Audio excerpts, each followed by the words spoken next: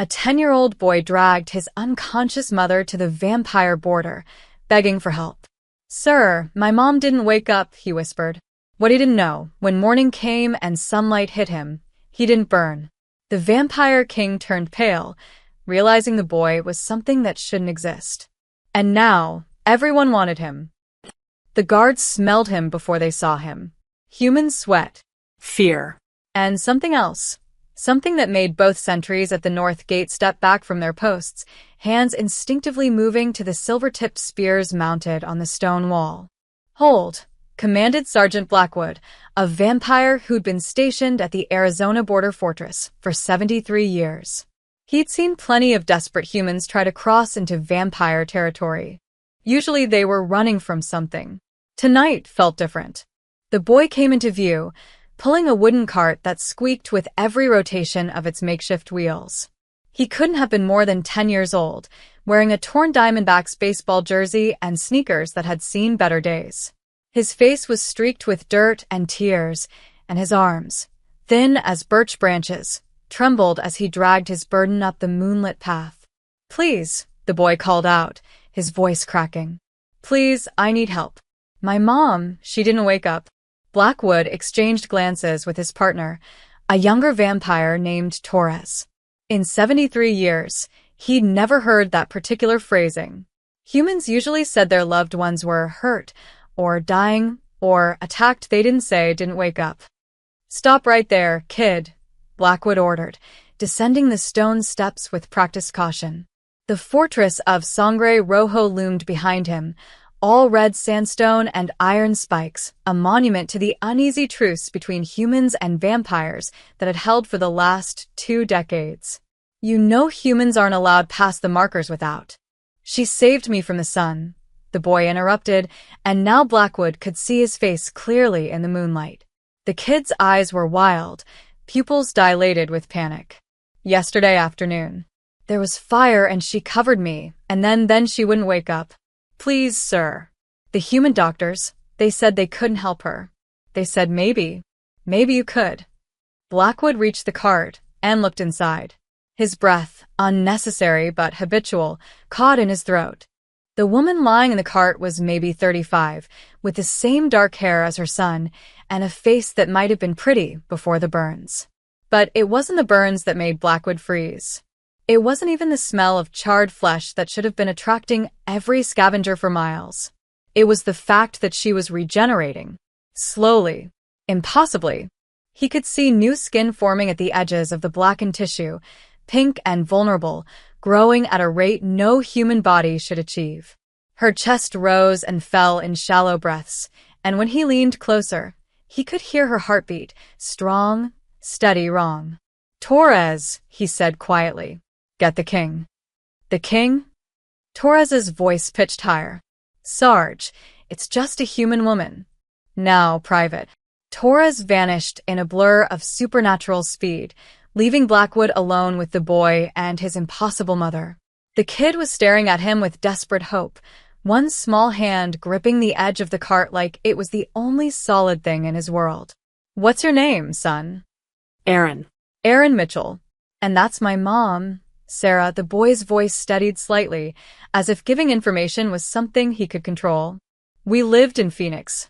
There was an accident at her work. A fire. Some kind of chemical thing, I don't know. She got me out, but the sun hit her real bad on the way to the car," his eyes filled with tears again. "She told me to drive. I'm only 10, but she taught me just in case, you know? And I drove here because she always said if something really bad happened, the vampires might know how to fix it. Was she right? Can you fix her?" Blackwood had spent 7 decades learning to read humans. This boy wasn't lying. But he was leaving something out, something he didn't know he should mention. Before he could press further, the massive ironwood doors of the fortress swung open.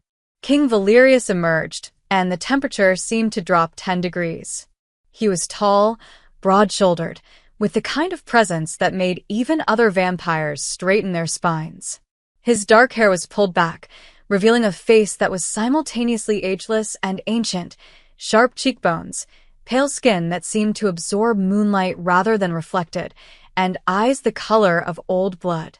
He wore simple clothes, black shirt, dark jeans, but moved with the confidence of someone who'd been ruling for 3 centuries. "Sergeant Blackwood," Valerius said, his voice carrying the faint accent of someone who'd learned English long after it became his primary language. "I was told there was an emergency worth interrupting a council meeting." His gaze swept to the cart, then to the boy, and something flickered across his face. "I see. Sir." Aaron stepped forward, trembling but brave. "My mom didn't wake up. She saved me from the sun, and now," his voice broke. Please "Please look at her." Valerius moved with inhuman grace to the cart. He didn't need to lean close like Blackwood had. His senses were far sharper, his perception far deeper. For a long moment, he simply stared at the woman, his expression unreadable.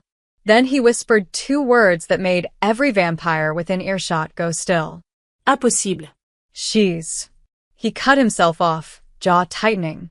His eyes, which had been their usual dark red, began to pale, fading to almost pink.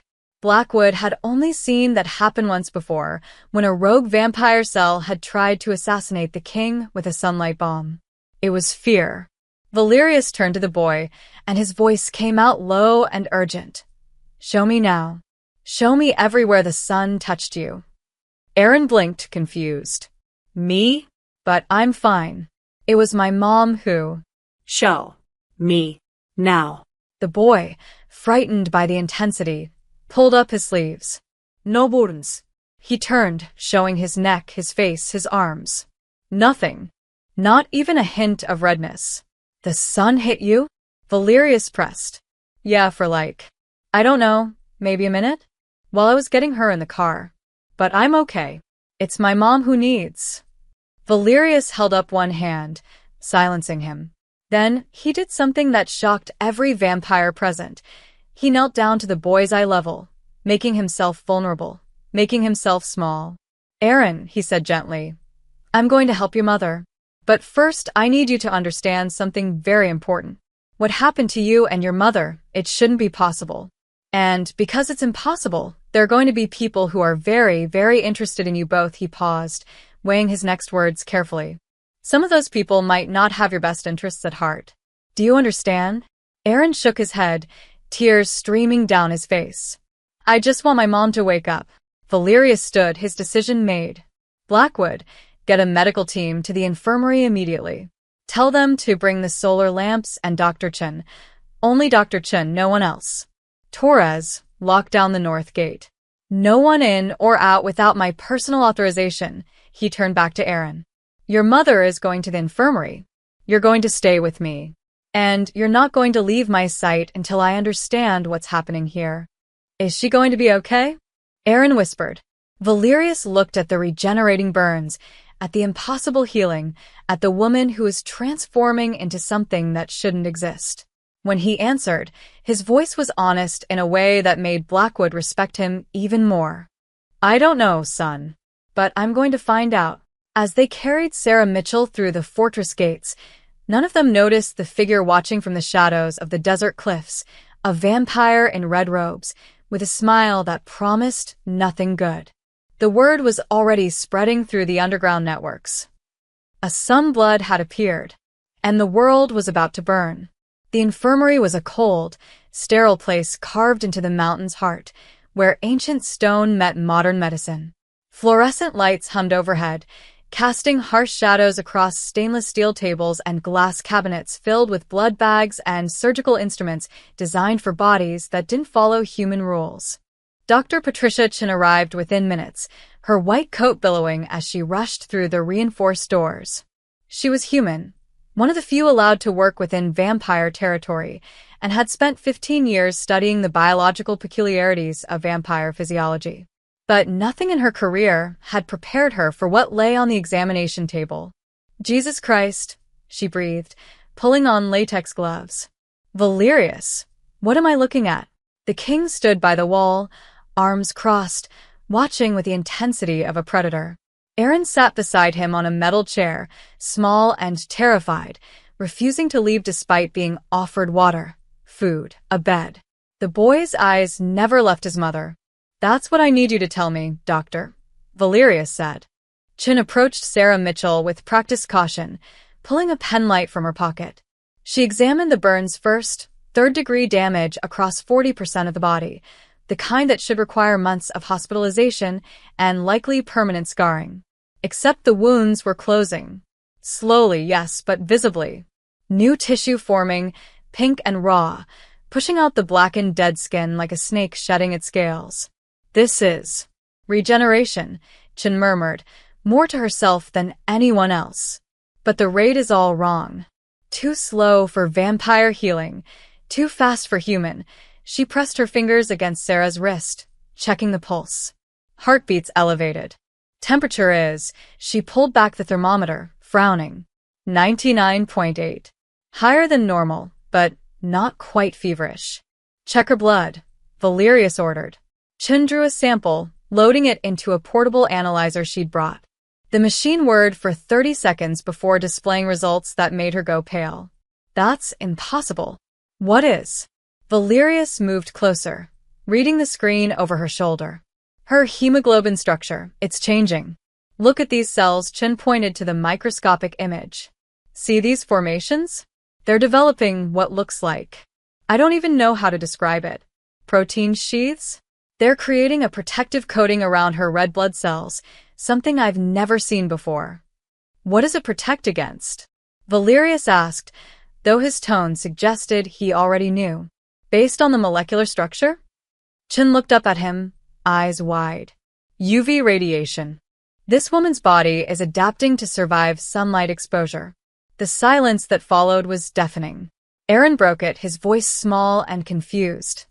Is that bad?" Valerius turned to the boy, his expression carefully neutral. "Aaron, has your mother ever been bitten by a vampire?" No, sir. "Never. Has she ever received vampire blood? Even medicinally?" No. We didn't have anything to do with vampires." "Not really. Mom worked at a solar energy plant and I go to regular school and we're just normal." His voice cracked on the last word. Chun was running more tests now, her movements quick and efficient despite the tremor in her hands. She drew samples of cerebrospinal fluid, checked pupil response, measured bone density. Each test revealed the same impossible truth. Sarah Mitchell was transforming into something that existed only in forbidden vampire texts and ancient rumors. "Valerius," Chin said quietly, pulling him aside while Aaron was distracted watching his mother's chest rise and fall. "I've read about this. Once. In a manuscript your predecessor kept locked in the archives. The Codex Sanguinis," Valerius confirmed. "You know about sunbloods." "I know the theory. A hybrid that can exist in sunlight, neither fully human nor fully vampire. Born from..." He stopped, glancing at Aaron. "From circumstances that shouldn't occur naturally." Chin nodded. The text said they were myths. Created by alchemists trying to perfect vampire bloodlines centuries ago, before the experiments were banned. Every attempt failed. The subjects either died screaming or lost their minds completely. She gestured to Sarah. "But this woman is transforming without being bitten. Without any introduction of vampire blood. That should be genetically impossible. Unless," Valerius said slowly, "the catalyst wasn't vampire blood." They both turned to look at Aaron. The boy was holding his mother's hand now, whispering something they couldn't hear. As they watched, Sarah's fingers twitched, the first voluntary movement since she'd arrived. Aaron's face lit up with hope. Mom, can you hear me?" Sarah's eyes moved beneath her closed lids, rapid and frantic. Her breathing quickened. The monitors began beeping faster, erratic. "She's destabilizing." Chin moved quickly, checking vitals. Heart rate spiking. Neural activity is... Oh God, she's seizing. Sarah's body convulsed, back arching off the table. But it wasn't a normal seizure. Her bones were shifting, realigning beneath her skin. Her veins began to glow faintly, a golden luminescence that spread from her core outward. The smell of ozone filled the room. "Get the boy back," Chin shouted. But Valerius had already moved, pulling Aaron away from the table. The boy fought against him, screaming for his mother. Mom. Ma. And then Sarah's eyes snapped open. They were gold. Pure, burning gold, like looking into the heart of the sun. Her mouth opened, and she released a sound that was neither human scream nor animal howl, something ancient and terrible and wrong. The fluorescent lights overhead exploded in showers of sparks. The temperature in the room spiked 20 degrees in seconds. Then, as suddenly as it began, Sarah went limp. Her eyes closed. The golden glow faded. The only sound was the steady beep of the heart monitor and Aaron sobbing. Chun checked her vitals with shaking hands. She's stable. Unconscious but stable. Valerius stared at the woman on the table, his mind racing through centuries of knowledge and finding no answers. Only questions. Dangerous questions. Dr. Chin, he said carefully, you will speak of this to no one. Not your colleagues, not your family, not even in your dreams. Do you understand? Chin nodded, too shocked to argue. Valerius looked down at Aaron, who had buried his face in the king's side, small body shaking with fear and exhaustion. Come on, son, Valerius said gently. Let's get you somewhere safe while your mother rests. I promise you, I won't let anything happen to her. As they left the infirmary, Valerius made a decision. Tomorrow at dawn, he would test his theory about the boy. He just hoped he was wrong. Because if he was right, they were all in far more danger than anyone realized. Valerius hadn't slept. Not that he needed to. He'd spend the night in his private study, poring over the Codex Sanguinis, searching for anything that might explain what he'd witnessed. The ancient text spoke of sunbloods in reverent, terrified terms. Children of the divided light, born between death and life, capable of walking in both worlds, but belonging to neither. But every account ended the same way, in fire, madness, or execution. He closed the book as dawn approached, a decision crystallizing in his mind.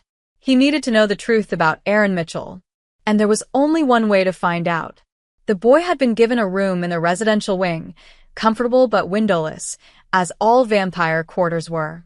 Valerius found him awake, sitting on the edge of the bed, still wearing his dirty Diamondbacks jersey. The kid looked like he hadn't slept either. Any news about my mom? Aaron asked immediately. She's stable. Dr. Chun is monitoring her. Valerius paused. I need to ask you something, Aaron. Yesterday, when the sun hit you during the fire, did it hurt? Even a little? Aaron shook his head. No, sir. I mean, it was hot, but it's always hot in Phoenix. I didn't get burned or anything. And before yesterday, have you ever gotten a sunburn? Ever had to wear sunscreen?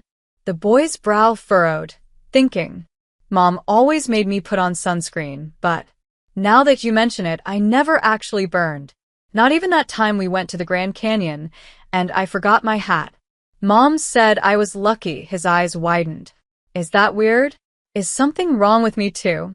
Valerius knelt down to the boy's level, the same way he had at the gates. Aaron, I need to test something. It might seem strange, but I need you to trust me. Can you do that? The boy nodded slowly. Good. Come with me.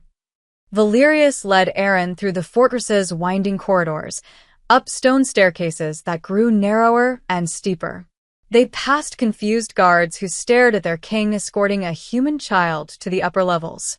Finally, they reached a door marked with warning signs in 3 languages. Authorized personnel only. Extreme solar exposure hazard. It was the rooftop access. Valerius pushed open the heavy door, and Aaron gasped. They were standing in a small observation room with thick, tinted windows. Beyond the glass, the rooftop spread out, flat red stone already warming in the pre-dawn light. The eastern horizon was beginning to glow. Sir? Aaron's voice was uncertain. Why are we? In about 5 minutes, the sun is going to rise, Valerius interrupted. I need you to go out onto that roof when it does. Aaron's eyes went wide with fear. But you're a vampire. The sun will kill you. I'll be safe in here, but I need to know if you're safe out there. What if I'm not? The boy's voice cracked. What if I burn up like those vampires in the movies? Valerius placed a hand on the boy's shoulder. Aaron, I don't believe you will. I think you're special. I think you're what we call a sunblood, someone who can survive in daylight. But I need to be certain because if you are, there are people who will want to hurt you to get that power. And I need to know how to protect you. Tears welled in Aaron's eyes. I'm scared. I know. But your mother was scared too, and she still covered you from the fire. She knew something, even if she didn't understand it. She knew you were different. Valerius squeezed his shoulder gently. I'll be right here. The moment I see you in pain, I'll pull you back inside. I promise. The eastern sky was brightening now, shifting from deep purple to orange-pink. They had minutes, maybe less. Aaron wiped his eyes with the back of his hand, then nodded. Okay, for my mom. That's brave. Valerius opened the door to the roof. Walk out slowly. Stop at the center. Face the sunrise. The boy stepped through the doorway onto the rooftop. From his position behind the tinted glass, Valerius watched with every sense on high alert, ready to blur through the door and drag the child back if necessary. Aaron walked forward, sneakers scuffing against stone. He reached the center of the roof and stopped, small and alone against the vast Arizona sky. The sun broke over the horizon. Golden light spilled across the rooftop like liquid fire, and Valerius tensed, muscles coiled to spring. But Aaron didn't burn. The sunlight hit him full force, washing over his face, his arms, his entire body. And nothing happened. The boy stood there, blinking in the brightness, looking back at Valerius with confusion and relief. Then footsteps echoed up the stairwell behind them. Heavy boots, moving fast. Your Majesty. Guard Captain Morrison burst through the door, flanked by 2 sentries. His face was panicked. Sir, we saw you coming up here with the human child, and with sunrise approaching, we thought. He stopped mid-sentence, seeing Aaron through the window, standing in direct sunlight, completely unharmed. Sweet mother of... One of the sentries breathed. Silence. Valerius commanded, but it was too late.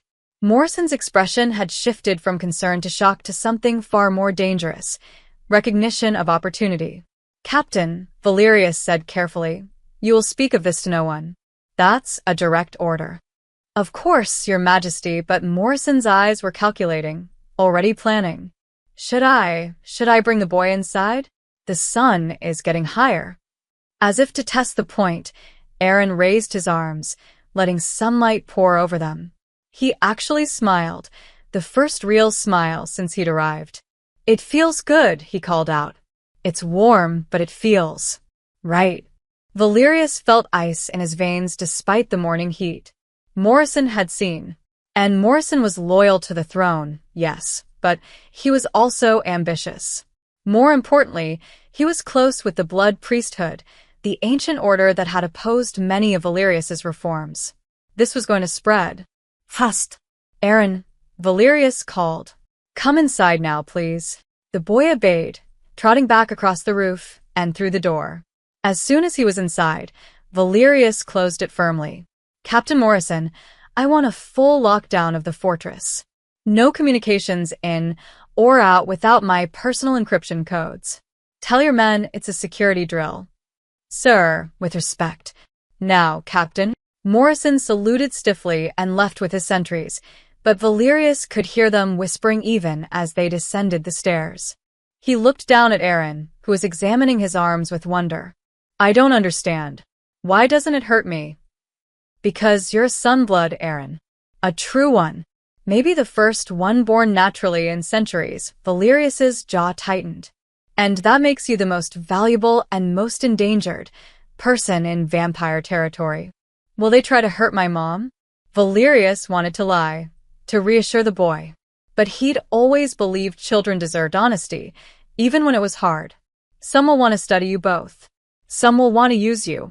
And some, he trailed off, thinking of the blood priesthood and their zealot dedication to vampire purity. Some will want you dead. Aaron's small hand slipped into Valerius's larger one, squeezing tight. Then don't let them. Please. The vampire king looked down at this small, impossible child and made a vow that would fracture his kingdom. I won't. no matter what it costs. 3 hours later, in the old cathedral ruins 15 miles south, Captain Morrison knelt before High Blood Priest Nathaniel Crow and told him everything. The hunt had begun. The Crimson Court convened at noon in the Grand Hall, a vast chamber of obsidian pillars and vaulted ceilings where vampire law had been debated for 300 years. Normally, council meetings required weeks of notice. Valerius had given them 3 hours. 13 vampires sat at the circular table, representing the major houses and factions that comprised vampire society in the American Southwest. They ranged from pragmatic moderates like Lady Cassandra Brennan to hardline traditionalists like Lord Marcus Thorne. All of them looked irritated at the sudden summons, until Valerius told them why they were there. A sunblood, Lord Thorne repeated, his voice dripping with disdain. You expect us to believe a human child walked into our territory who can survive daylight? This is some kind of joke. I saw it myself, Valerius said flatly. This morning, the boy stood in direct sunlight for 5 minutes without any sign of damage. His mother is transforming into a hybrid form as we speak, regenerating from wounds that should have killed her. General Rebecca Stone, commander of the vampire military forces, leaned forward. If this is true, Your Majesty, we need to secure both subjects immediately. This could be a biological weapon. Some new human experiment designed to. They're not weapons, Valerius interrupted. They're a mother and child from Phoenix who got caught in an industrial accident. You can't possibly believe that's a coincidence, snapped Lord Thorne. He was old guard vampire aristocracy, turned during the Civil War, and he'd opposed every progressive policy Valerius had ever proposed. Sunbloods don't just spontaneously appear. Someone created them. The question is who, and what do they want? Lady Brennan, who ran the largest vampire human trade consortium, spoke up in her measured tone. Regardless of origin, we need to consider the political implications. If word gets out that we're harboring a sunblood, every vampire faction in North America will converge on this fortress. Not to mention human governments who'd love to weaponize this ability. Then we don't let word get out, Valerius said. Too late for that, I'm afraid. The voice came from the entrance. High Blood Priest Nathaniel Crow swept into the chamber, his crimson robes trailing behind him like spilled blood. He was ancient, turned in the 1600s, with a gaunt face and eyes that burned with fanatic intensity. Behind him walked 3 lesser priests and, to Valerius's fury, Captain Morrison. Priest Crow. Valerius's voice could have frozen fire. This is a closed council session. You are not invited. And yet here I am, bearing news that affects every vampire in this territory. Crow smiled, showing too many teeth. Your Majesty, I've just received word from our outposts. The rumors have already spread. By nightfall, every vampire clan from Los Angeles to Albuquerque will know you're protecting a sunblood child. The council erupted. Voices overlapped in anger, fear, and accusation. How did this happen? Who leaked it? We need damage control. Silence. Valerius's command echoed through the chamber, backed by 3 centuries of authority. The room went quiet. He turned his gaze on Morrison, who at least had the decency to look ashamed. Captain, you were ordered to maintain communications blackout. I informed the High Priest as a matter of spiritual protocol, Your Majesty. The Blood Priesthood has authority over matters of. You informed him, because you're one of his. Valerius cut him off coldly. How long have you been reporting to Crow, Captain? Morrison said nothing. Crow stepped forward, his smile widening. Captain Morrison is a devout vampire who understands that some matters transcend earthly authority. The appearance of a sunblood is a theological crisis, Your Majesty. One that requires the Church's guidance. What it requires, General Stone interjected, standing, is immediate action. If the clans know, we have maybe 12 hours before they start sending emissaries. Or worse, she turned to Valerius. Sir, I recommend we transfer the subjects to a secure military facility. Somewhere underground, hardened against assault. I agree, said Lord Thorne. But first, we need to neutralize the threat. The temperature in the room dropped. "What are you suggesting, Lord Thorn?" Lady Brennan asked carefully. Thorn didn't flinch. "The mother is transforming. We don't know if she'll be stable, sane, or controllable when she wakes. The boy is a genetic anomaly with abilities we don't understand. Both represent catastrophic security risks." He looked directly at Valerius.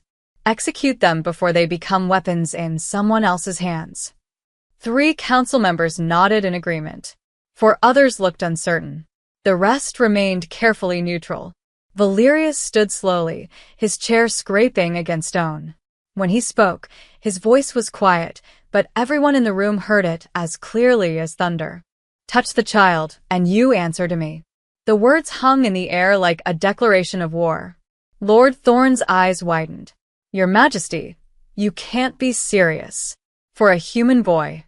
"He is under my protection," Valerius said. "As is his mother. I am not asking for council approval. I am informing you of my decision." "This is madness." Thorn slammed his fist on the table. "You would risk civil war over 2 humans. I would risk civil war over the principle that we don't murder children because we're afraid of them." Valerius's eyes swept the room. "That's what separates us from the monsters humans think we are. The moment we start executing innocents out of fear, we prove them right." General Stone stepped forward. "Your Majesty, I support your moral stance. But we need a realistic plan. Where will you keep them? How will you protect them when half the vampire world wants them dead or captured?" "I'm taking them to Sanctum Umbra," Valerius announced. The council gasped. Even Crow looked surprised. "The old monastery?" Lady Brennan said. "That place has been abandoned for 50 years. Not abandoned. Dormant. The Sun monks still maintain it, still study the old texts about solar magic and vampire-human coexistence." Valerius had made his decision in the seconds before entering this chamber, and he knew it was right. If anyone can help the mother complete her transformation safely, it's them. And the sanctum is defensible. It was built as a fortress long before it became a place of learning. "You're making a mistake," Crow said softly. "That boy and his mother are abominations against nature, against God. The blood priesthood will not stand idle while you shelter them." Valerius crossed the room until he stood face to face with the high priest. "Then stand opposed, Crow. But do it carefully, because if I find out you've taken action against them, theological authority won't save you from me." The threat was clear. The room held its collective breath. Crow smiled, a thin, dangerous expression. "As your Majesty commands. But know this, you may be king, but I speak for the faithful. And the faithful are many." He turned, sweeping toward the exit with his priests following. At the doorway, he paused. "We will pray for your soul, your Majesty. I fear you'll need it." When they were gone, General Stone spoke up. "Sir, that was essentially a declaration of rebellion. The blood priesthood has influence in half our military units." "I know. We need to move the subjects immediately. Tonight, under cover of darkness." "Agreed." Valerius looked around the table at the council members, some loyal, some wavering, some clearly aligned with Crow now. "This session is concluded. Those who wish to stand with me, meet me in the armory at sunset. We'll need an armed convoy." As the council filed out, Lady Brennan lingered. "Valerius," she said quietly, using his first name, something she rarely did. "I hope you know what you're doing. This could split the kingdom." "I know," he met her eyes. "But some things are worth standing for, even if you stand alone." "Let's hope you don't have to," she said, and left. Valerius stood in the empty council chamber, feeling the weight of 3 centuries pressing down on him. He'd survived wars, plagues, and political upheavals. But this felt different. This felt like the beginning of the end. Or maybe he thought it was the beginning of something new. He just had to keep Aaron and Sarah alive long enough to find out. Night had fallen by the time Valerius returned to the infirmary. He'd spent the afternoon preparing for the journey to Sanctum Umbra, coordinating with General Stone, and trying to ignore the whispers that followed him through the fortress corridors. The looks from his own guards had shifted from respect to uncertainty. Crow's poison was already spreading. Dr. Chen met him at the infirmary entrance, her face drawn with exhaustion. "You need to see this," she said without preamble. Inside, Sarah Mitchell's condition had deteriorated or evolved, depending on how you looked at it. Her body temperature had spiked to 104 degrees, but held steady there, as if her system had found a new equilibrium. The burns were almost completely healed now, replaced by skin that looked normal except for a faint golden undertone, like she'd been dusted with metallic powder. But it was the restraints that made Valerius's jaw tighten. Heavy leather straps now secured Sarah's wrists, ankles, and torso to the examination table, the kind they used for rogue vampires in Blood Frenzy. "What happened?" he demanded. 2 hours ago, she started seizing again, Chen explained, pulling up monitoring data on her tablet. But this time it wasn't random. Look at the neural patterns. She showed him a graph of wild, spiking brain activity. "This corresponds with REM sleep. She's dreaming, Valerius. And when she dreams, her body responds." As if on cue, Sarah's fingers twitched. Then her entire hand clenched into a fist, bones cracking audibly as they shifted beneath the skin. Her back arched against the restraints, tendons standing out like steel cables. Jesus, Shen Visperet. It's starting again. Sarah's eyes moved frantically beneath closed lids.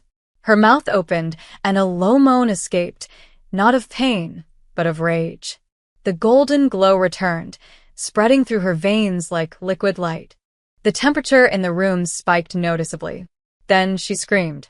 It was the same terrible sound from before, but worse. Louder. More anguished. The examination table rattled against the floor. One of the leather restraints began to smoke where it touched her wrist. Her skin temperature just jumped to 140 degrees, Chen said, checking monitors with shaking hands. She should be cooking from the inside out, but her cells they're thriving. This shouldn't be possible. Sarah's head whipped from side to side, and Valerius realized she was crying, tears that evaporated the instant they touched her burning cheeks. Her lips moved, forming words that came out in a raw, broken voice. Aaron. No, get away from him. Don't touch my son. She's protecting him, Valerius said. Even unconscious, she's fighting. Fighting what? Before he could answer, footsteps pounded down the corridor. Aaron burst through the doors, having slipped past the guards Valerius had posted outside. The boy's face was tear-streaked and desperate. I heard her screaming, "Let me see my mom." Aaron, wait. Chen moved to intercept him, but the boy was faster. He ran to the table, reaching for his mother's hand. Mom. Mom, it's me. I'm okay. Wake up. Get him back. Chen shouted. But it was too late. Aaron's small hand closed around Sarah's glowing fingers. The change was instantaneous. Sarah's screaming stopped. Her thrashing stilled. The golden glow didn't fade. It intensified, but differently. Softer. It flowed from her body into Aaron's, creating a circuit of light between mother and child. The temperature dropped 20 degrees in seconds. Aaron gasped, his eyes widening. I can feel her. She's scared. She thinks something's trying to hurt me. He squeezed her hand tighter. It's okay, Mom. I'm safe. The king is protecting us. You can rest. Sarah's vital signs stabilized on the monitors. Her breathing slowed, deepened. The violent spasms ceased, replaced by gentle tremors. And for the first time since she'd arrived at the fortress, she looked peaceful. Chen stared at the monitors in disbelief. Her cortisol levels just dropped by half. Neural activity is normalizing. How is he doing this? They're connected, Valerius said quietly. The transformation isn't just biological, it's bonded to him. She's becoming a sunblood to protect her child, and his presence stabilizes the change. Aaron looked up at them, still holding his mother's hand. Does this mean she'll be okay? It means, Valerius said carefully, that you're helping her. But Aaron, this also means you can't be separated from her. Not until the transformation completes. I don't want to be separated anyway, the boy said fiercely. A soft knock on the door interrupted them. General Stone entered, her expression grim. Your Majesty, we have a situation. Long-range scouts report multiple vampire convoys heading toward the fortress. ETA 4 hours, maybe less. How many? At least 3 different factions that we can identify. The Los Angeles Collective, the Santa Fe Purists, and, she hesitated, the Blood Priesthood's militant wing. They're not coming to talk, sir. Valerius had known this was coming, but 4 hours was sooner than he'd hoped. Are we ready to move? The convoy to Sanctum Umbra is prepared. 20 soldiers, 3 armored vehicles. But Sir Stone glanced at Sarah. She's not stable for transport.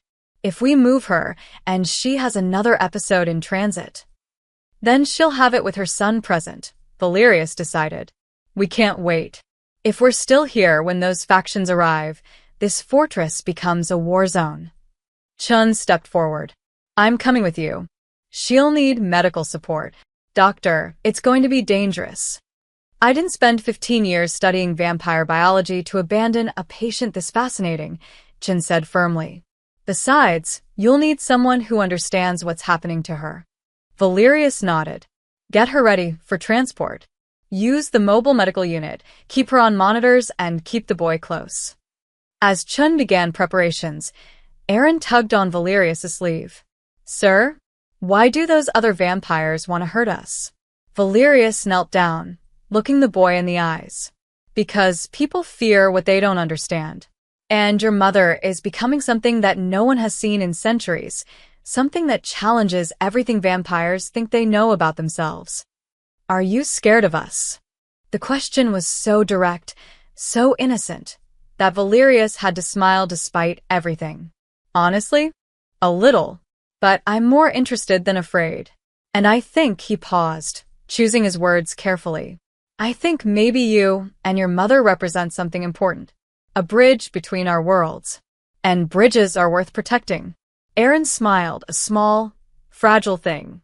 Thank you for not killing us. The words hit Valerius harder than he expected. Thank you for trusting me. 30 minutes later, they were loading Sarah into the armored medical transport, Aaron refusing to leave her side. The convoy assembled in the fortress courtyard, 20 of Valerius's most loyal soldiers, weapons loaded, engines rumbling. As they prepared to depart, Valerius looked back at the fortress that had been his home for 3 centuries. Somewhere inside, Crow and his followers were planning their next move. Morrison and the wavering guards were choosing sides. The fragile peace he'd built was cracking. But on the medical transport, a small boy held his transforming mother's hand, keeping her nightmares at bay. Some things Valerius thought were worth fighting for, even if it meant watching his kingdom burn. The convoy rolled out into the desert night, headlights cutting through darkness, racing against dawn and enemies both. Behind them, in the fortress shadows, red-robed figures watched them go. And smiled. Sanctum Umbra rose from the desert like a prayer carved in stone. The ancient monastery clung to the side of a red rock mesa, half hidden by natural formations that looked almost deliberately placed. The convoy arrived just before dawn, winding up a treacherous path that would be impossible for larger vehicles to navigate. It was defensible, remote, and, most importantly, home to the last remaining Sun monks, an order that had spent centuries studying the intersection of vampire lore and solar mysticism. Brother Thomas met them at the gates. He was old for a human, maybe 70, with sun-weathered skin and eyes that held the kind of peace that came from decades of meditation. He wore simple robes the color of ochre and showed no surprise at the armed vampire convoy appearing on his doorstep. King Valerius, he said, bowing slightly. When I dreamed of light and shadow walking together 3 nights ago, I knew you would come. Brother Thomas, Valerius dismounted from the lead vehicle. I need sanctuary, and I need your expertise. The old monk's gaze shifted to the medical transport, where Dr. Chun was carefully monitoring Sarah while Aaron dozed beside her, exhausted from the journey. The mother and child. Yes. Bring them to the healing chamber. We've been preparing. You knew? General Stone asked, suspicious. The desert speaks to those who listen, General. And the stars have been restless, Brother Thomas turned, gesturing for them to follow. Come. Dawn approaches, and your soldiers will need shelter from the sun. The monastery's interior was a maze of cool stone corridors lit by oil lamps and shafts of carefully directed sunlight. The monks had designed it centuries ago to allow human inhabitants to move freely during the day while providing shadowed passages for their vampire visitors. It was a place of balance, fitting for what they were about to attempt. The healing chamber was a circular room at the monastery's heart, with a domed ceiling inlaid with colored glass that would filter daylight into gentle, rainbow hues. In the center stood a stone platform, cushioned with blankets. Bowls of water, herbs, and strange crystalline substances ringed the space. "Lay her here," Brother Thomas instructed. They transferred Sarah carefully, Aaron immediately taking his position beside her. The boy looked around nervously at the unfamiliar surroundings, at the other monks who had gathered, 6 in total, ranging in age from barely 20 to ancient. "What is this place?" Aaron whispered. "A place of learning," Brother Thomas said kindly, kneeling beside him. "We study the sun, young one. Its power, its mercy, its mystery. And we study those rare souls who can bridge the darkness and the light."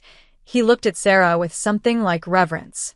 "Your mother is becoming something sacred, something feared. We're going to help her complete that journey." Dr. Chin set up portable monitors, muttering about the lack of proper medical equipment. But Valerius noticed she was watching the monks with scientific curiosity rather than skepticism. Brother Thomas approached Sarah, placing his weathered hand on her forehead.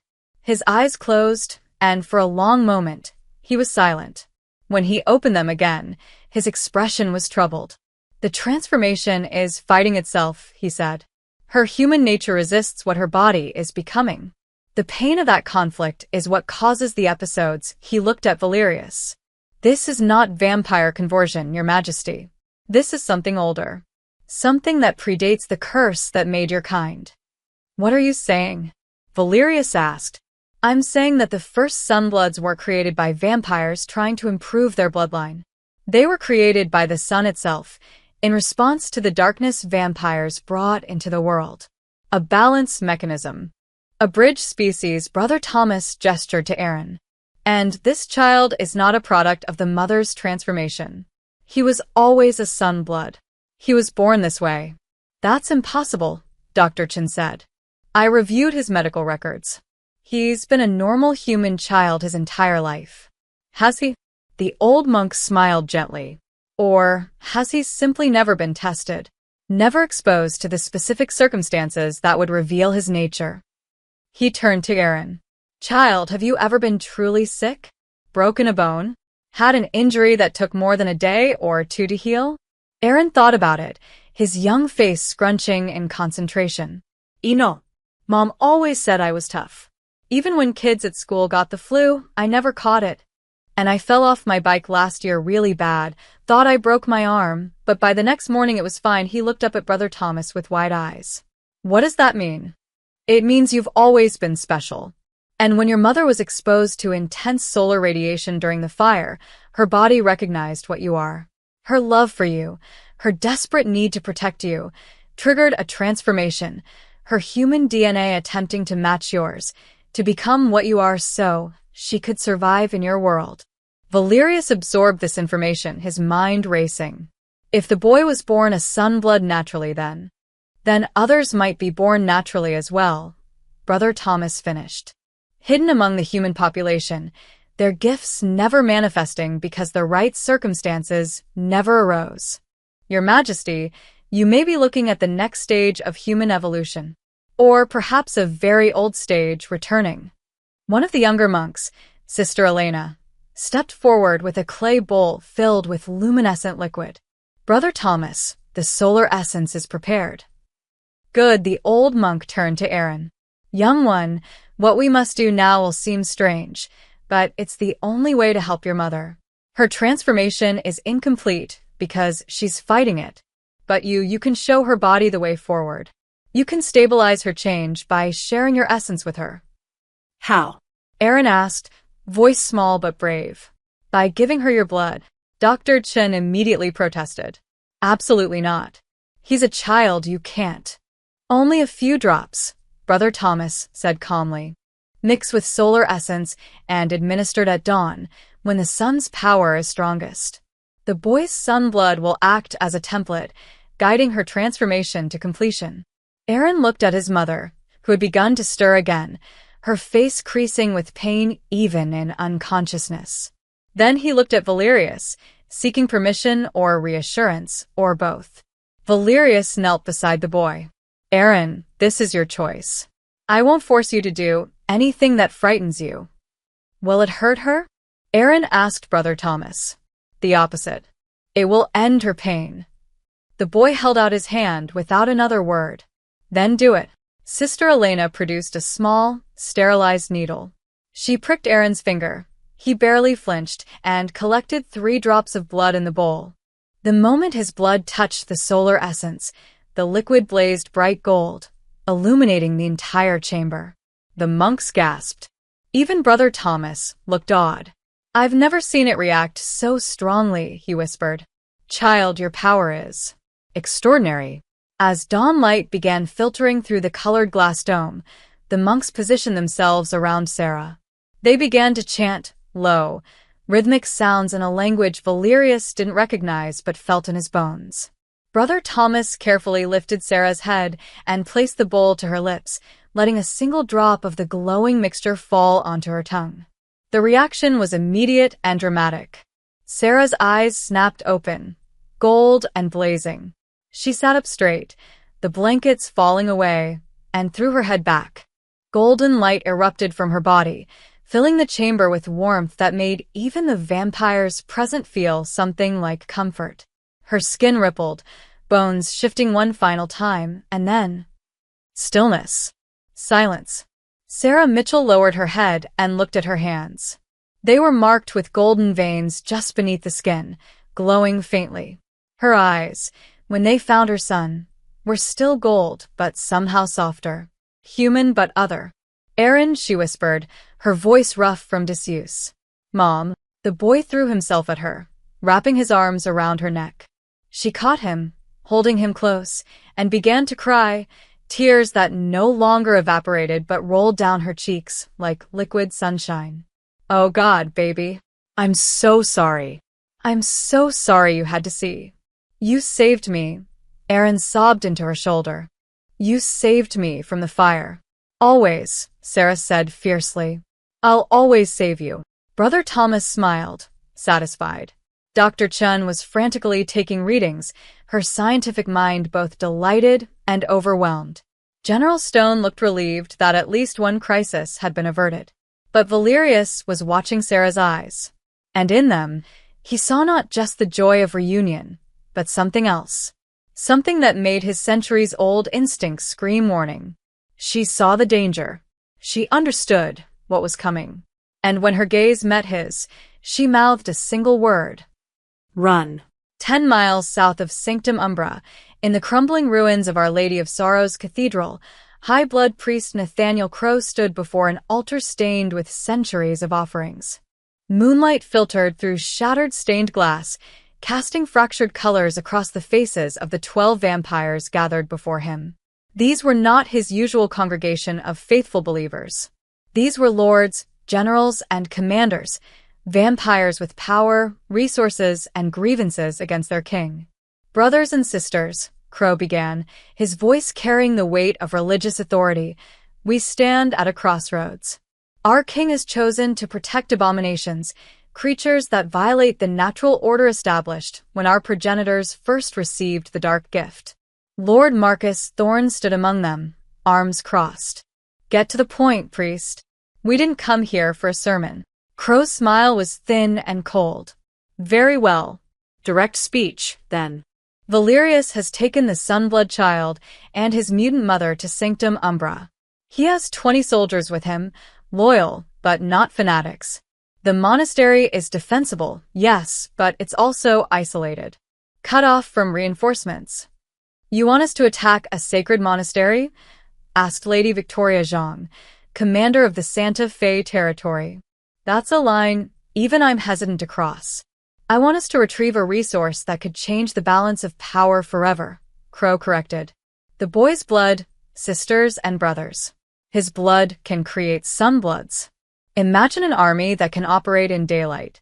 We could reclaim the world that was stolen from us when humans developed their light-based weapons. Colonel Raymond Ash, a military vampire who'd fought in 3 wars, leaned forward. You have proof this would work? The mother transformed simply from exposure to the boy's presence. His blood, properly processed and distilled, could be administered to warriors of our choosing. We could create an elite force of daywalkers. Crow's eyes gleamed with fanatic intensity. The blood priesthood has ancient texts, formulas from the old alchemists who first attempted this. We know the science. We just needed the source material. And the boy? Thorn asked. How long could we harvest him before he runs dry? Long enough, Crow said dismissively. Children regenerate quickly. And, if properly motivated, say, by threats to his mother, he would cooperate. For a time. The casual cruelty of it hung in the air. Several vampires looked uncomfortable. A few looked intrigued. This is treason, said Lady Zhang flatly. You're talking about overthrowing Valerius. I'm talking about saving our species from a king who would sacrifice us for sentiment, Crow countered. He's grown weak. 300 years of peace negotiations and human cooperation have made him forget what we are. Predators. Apex beings. We shouldn't be hiding in the darkness. We should be ruling it.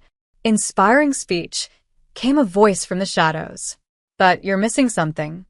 Everyone spun, weapons appearing in hands. From behind a broken pillar stepped a figure in a dark hood. When she pulled it back, several vampires hissed in recognition. It was Captain Sylvia Kane, one of Valerius's intelligence officers. A spy, Thorn snarled. Kill her. Wait. Crow held up a hand, studying Kane with interest. You're one of the king's most trusted operatives. Why reveal yourself? Why not run back and report?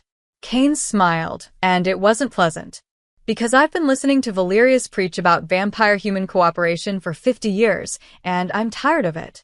My sire was killed by human hunters using UV weapons. I want payback. I want power. She looked around at the assembled traitors. And I want a piece of whatever you're planning.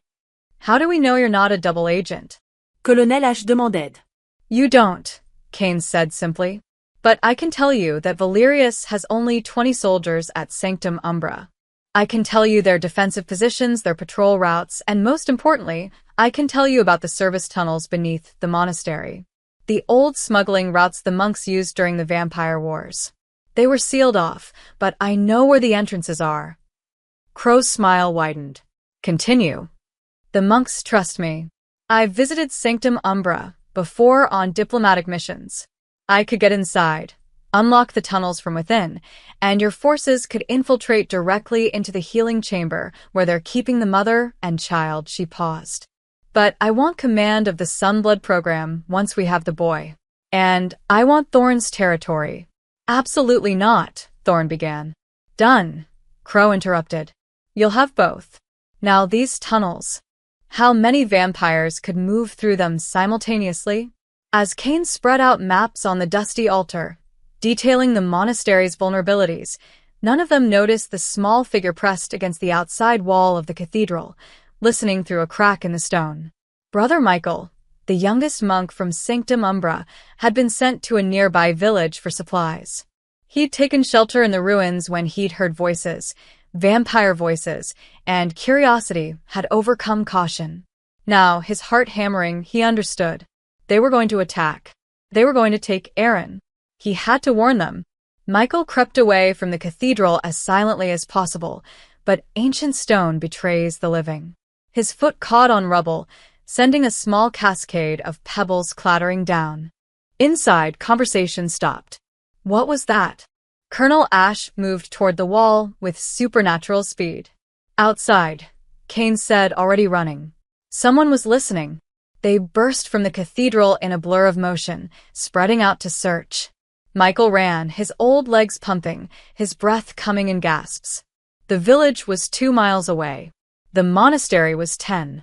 He'd never make either before they caught him. But there, the old mission bell tower half collapsed. If he could reach it, Ring the bell. Someone might hear. Someone might. A hand grabbed his robe from behind, yanking him backward. He fell hard, the air knocked from his lungs. Captain Kane stood over him, her face devoid of mercy. A monk, she said as the others gathered. He heard everything. Kill him, Thorne ordered.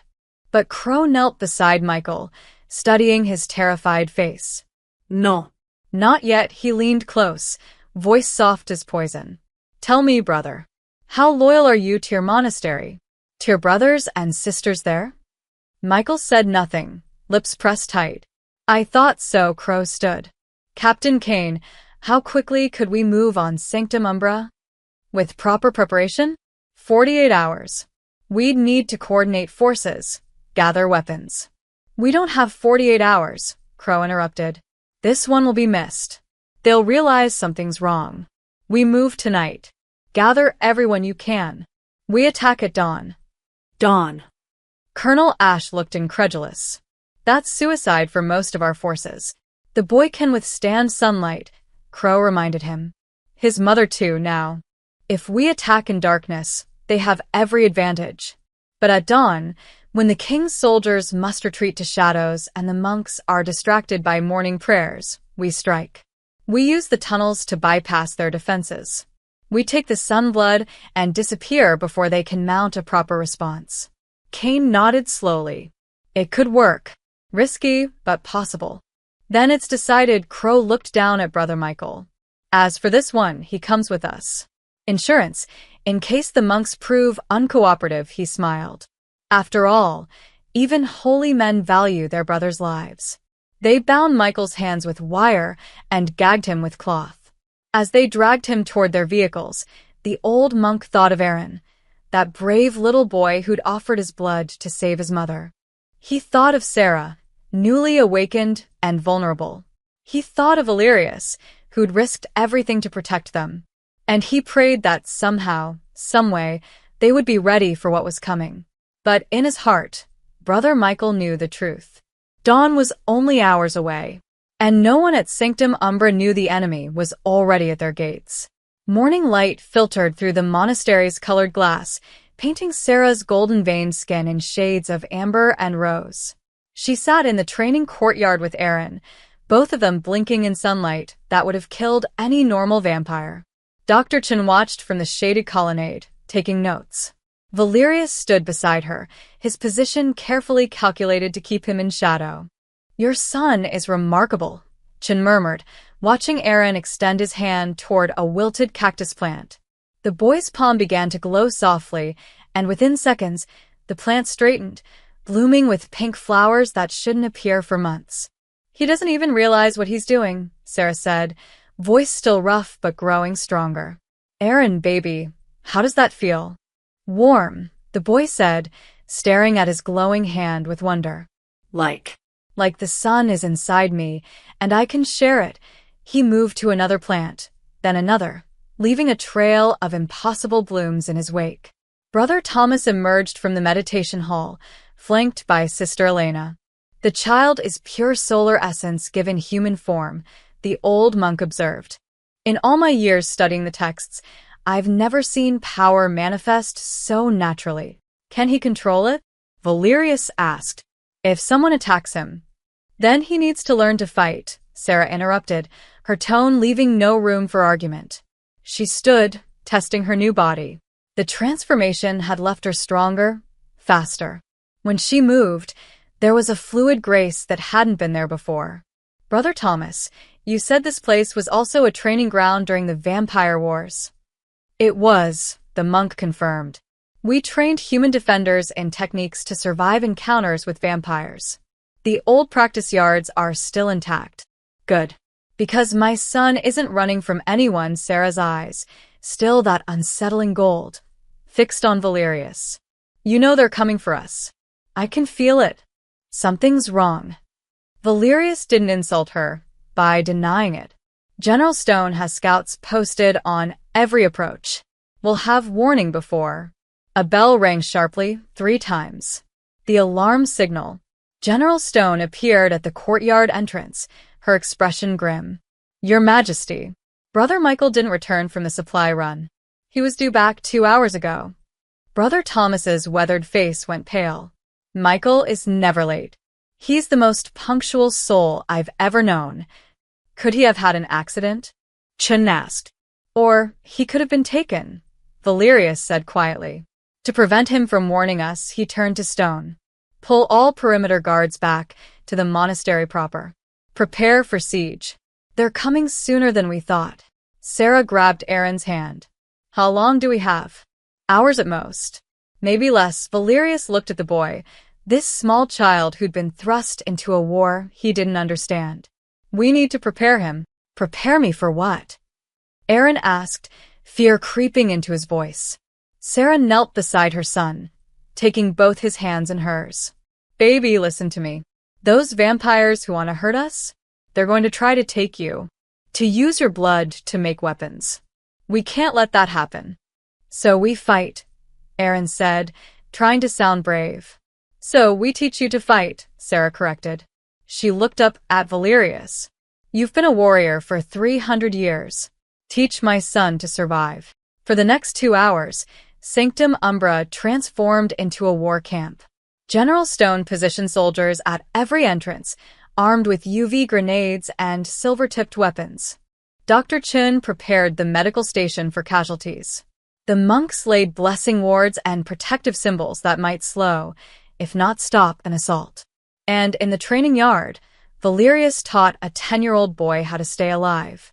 Your power is defensive, Valerius explained, demonstrating with a practice dummy. You can't punch through a vampire skull, but you can burn them. The question is, can you do it on purpose? Aaron bit his lip, concentrating. He held out his hand toward the dummy, willing the warmth to become heat. His palm glowed brighter, brighter, and suddenly a lance of pure sunlight shot from it, scorching a hole through the dummy's chest. Holy! Aaron stumbled backward, shocked. I did that. You did that, Valerius confirmed. Now do it again. Faster. They practiced for an hour. Aaron learned to summon his light instantly, to focus it into tight beams or spread it wide like a shield. He learned to sense when someone approached from behind. His sunblood nature made him hyper-aware of predators, of things that belonged to darkness. Sarah trained separately with Sister Elena, learning the limits of her new body. She could run faster than any human, hit harder. Her wounds healed in minutes instead of days. And most importantly, she could sense her son's location always, a golden thread connecting them across any distance. If they separate us, Sarah panted, practicing combat forms, I'll find him. I don't care what's in the way. They'll try to use that against you, Sister Elena warned. Capture him, force you to surrender. Then I'll teach them why that's a mistake. By noon, Aaron was exhausted but competent. He could form a barrier of light around himself that made even Valerius flinch back. He could heal minor cuts by directing sunlight into the wound. And he'd learned the most important lesson of all. When I'm scared, Aaron recited, the power gets stronger. Like it's protecting me. Exactly, Valerius said. Your body knows you're a child. It won't let you die easily. Trust it. A commotion at the gates drew their attention. One of Stone's scouts staggered into the courtyard, clothes torn, bleeding from a dozen wounds. They're here, she gasped. 2 dozen at least. Coming through the old tunnels. Captain Kane led them. She's a traitor. They'll be in the lower chambers within minutes. Valerius's face hardened. How many soldiers do we have inside the monastery? 12, Stone reported. The rest are guarding the perimeter approaches. They walked right past them underground. Pull everyone inside. Seal the main doors. We make our stand in the upper halls where we have height advantage and multiple escape routes. He turned to Sarah and Aaron. You two stay in the healing chamber with Dr. Chen and the monks. It's the most defensible position. No, Sarah said flatly. If they're coming for my son, I face them. He stays protected, but I'm not hiding. Mom, Aaron started. Your mother's right, Valerius said, surprising them both. They need to see what they're trying to take. They need to understand that a Sunblood mother is more dangerous than any weapon they've ever faced. Brother Thomas hurried over, holding ancient texts. Your Majesty, there's something in the prophecies about Sunbloods and sacrifice. It says, he stopped, looking at Aaron with heartbreaking sadness. It says the pureborn child can create a barrier that prevents violence, but only if he chooses to stand between the armies. Absolutely not, Sarah said immediately. It may be the only way to stop them without slaughter, Brother Thomas pressed. If the boy stands in no man's land and activates his full power, you're asking him to make himself a target. Sarah's voice could have cut steel. I'm asking him to be what he was born to be, the monk said gently. A bridge. A choice between darkness and light. Aaron looked up at his mother, at Valerius, at all the adults trying to protect him. Then he squared his small shoulders. I'll do it, he said. If it stops people from dying, I'll do it. Arin, no. Mom, you saved me from the fire. Now let me save everyone else. Before Sarah could respond, an explosion rocked the monastery's lower level. Screams echoed up the stone corridors. The smell of smoke and blood filled the air. The traitors had arrived, and they were coming for the boy who could walk in sunlight. Valerius drew his blade, ancient steel that had ended 1,000 lives. General Stone, get everyone to defensive positions. Dr. Chun, protection protocols now. He looked at Aaron one last time. If you're going to be brave, boy, now's the time. The sound of boots on stone grew louder. The war for the Sunblood had begun. The vampire capital of Crimson Vale erupted in chaos 3 hours before the assault on Sanctum Umbra began. What started as whispered rumors in taverns and bloodhouses had become open rebellion in the streets. Crow's agents had done their work well, spreading the message that Valerius had betrayed vampire kind for human abominations, that he was weak, that he would allow their species to be diluted and destroyed. The crowds gathered in Revolution Square, just outside the fortress walls. Hundreds of vampires, carrying torches soaked in accelerant that would burn even in darkness. Their chants filled the night air. Death to the Pretender King. Purge the Sunblood filth. Vampire blood stays pure. Lady Cassandra Brennan stood on the fortress battlements, watching the mob grow with increasing dread. Beside her, the few council members who'd remained loyal to Valerius looked equally disturbed. How many soldiers do we have inside the fortress? She asked the acting commander, a grizzled vampire named Marcus Cole. Maybe 40. Most of our forces are with the king at Sanctum Umbra or stationed at border posts. Cole's jaw tightened. My lady, if that crowd decides to storm the gates, they'll tear this place apart, Brennan finished. She turned to the other loyalists. Where's Lord Thorne? Shouldn't he be helping us maintain order? Thorne left the city this morning, one of them reported. Took his entire private guard with him. Said he had business in the Southern Territories. Brennan's blood ran cold. He's with Crow. He's part of the assault on the monastery. As if summoning a demon by speaking its name, the crowd suddenly parted. A figure in crimson robes appeared on a makeshift platform. Not Crow himself, but Father Dominic, one of his senior priests. He raised his hands, and the crowd fell silent. Brothers and sisters. Dominic's voice carried across the square. Tonight, the blood priesthood acts to save our species. Even now, righteous warriors march on the false sanctuary where Valerius hides his human pets. By dawn, the abomination child will be in our custody, and his corrupted blood will be destroyed before it can poison our people. The crowd roared approval. But that is not enough. Dominic continued. We must purge the corruption here as well. Valerius has ruled for 3 centuries, growing soft, making peace with humans who would see us exterminated. He has forgotten what it means to be vampire, to be strong, to be feared, to be superior.